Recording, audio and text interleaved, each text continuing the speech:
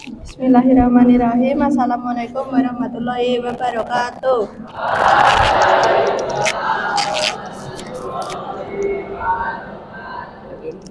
Alhamdulillahirrabbilalamin. Wassalatu wassalamu ala asrofil anbiyi wal mursalin nabiyina wa habibina Muhammadin wa ala alihi wa sholli ajmain wa man tabi'ahum bisani ila yaumaidin amma ba'du.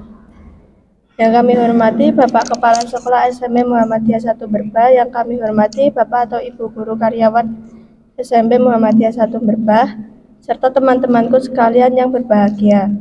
Pertama-tama marilah kita panjatkan puji syukur kehadiran Allah Subhanahu wa Ta'ala, Zat yang Maha Agung yang telah melimpahkan rahmat dan nikmatnya kepada kita semua, sehingga pada kesempatan ini kita bisa berkumpul dalam keadaan sehat tanpa suatu kekurangan apapun.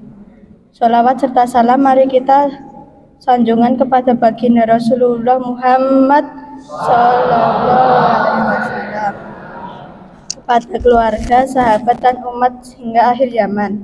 Semoga kita semua mendapatkan syafaat beliau di akhir. Amin ya rabbal alamin. Bapak atau Ibu yang kami hormati serta teman-temanku yang kami cintai, perkenalkan saya Intan Ayu Manita Urani dan teman saya Alvina Widya. Nah, kami dari kelas 7D pada kesempatan kali ini akan menyampaikan kultum berjudul Pahala Memulihkan Guru. Guru adalah seseorang yang digugu dan ditiru. Sejatinya orang tua kita adalah guru. Ulama adalah guru. Orang lain yang kita tidak kenal lalu menunjukkan suatu kebaikan juga adalah guru. Bahkan Nabi Muhammad SAW sendiri mengaku sebagai guru seperti sabdanya, "Sungguh aku telah diutus Allah SWT sebagai seorang guru." HR Ibnu Majah.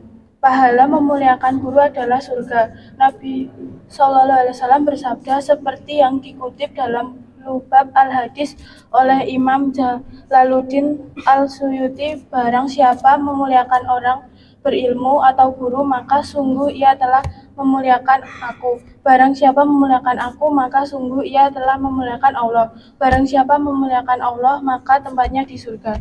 Surga adalah suatu tempat yang luasnya seluas langit dan bumi. Surga itu disiapkan untuk orang-orang bertakwa.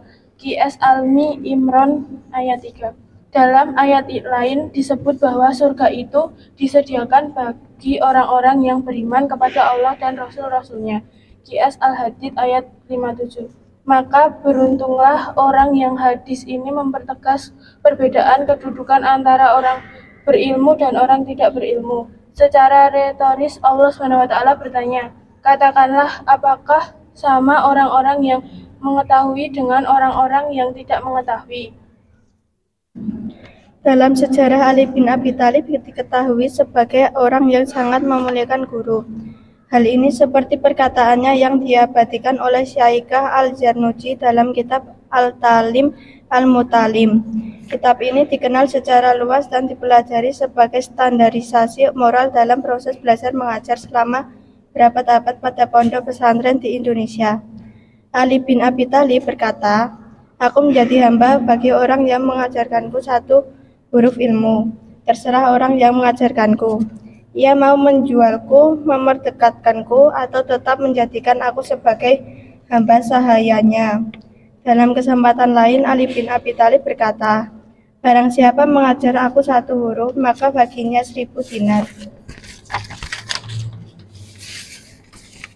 Cara Ali bin Abi Thalib dalam memulihkan gurunya. Senada dengan sabda Nabi Shallallahu Alaihi Wasallam, barang siapa yang mengajarkan satu ayat dari kitab Allah kepada seseorang, maka orang itu menjadi hamba baginya. HR Tabrani, hamba yang dimaksud dalam konteks ini bukanlah hamba sahaya atau budak, tapi orang yang harus mengabdi sepenuh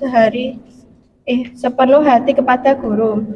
Bagi Syaikah Al-Zarnuji, di antara perbuatan menghormati guru adalah tidak melintas di hadapannya, tidak menduduki tempatnya, tidak memulai berbicara kecuali atas izinnya, tidak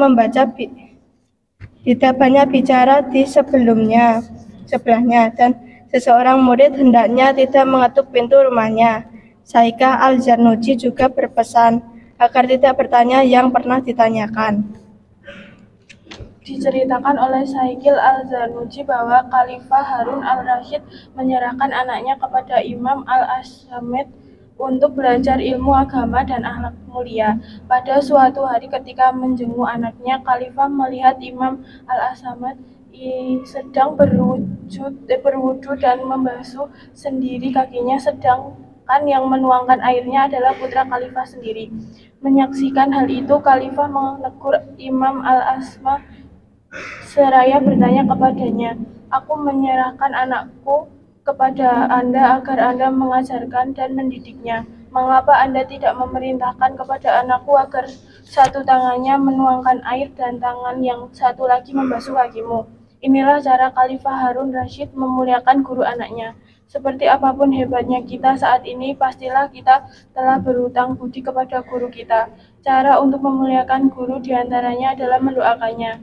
Nabi Muhammad SAW berpesan, "Siapa yang memberikan kebaikan untukmu, maka balaslah. Jika kamu tidak mampu membalasnya, doakanlah ia hingga kamu yakin telah benar-benar membalasnya." HR Abu Daud. Memuliakan guru karena akan memperoleh surga. Demikian kultum yang dapat kami sampaikan, ada kurangnya mohon maaf. Billahi fisabilil haq fastaqul khairul. Wassalamualaikum warahmatullahi wabarakatuh.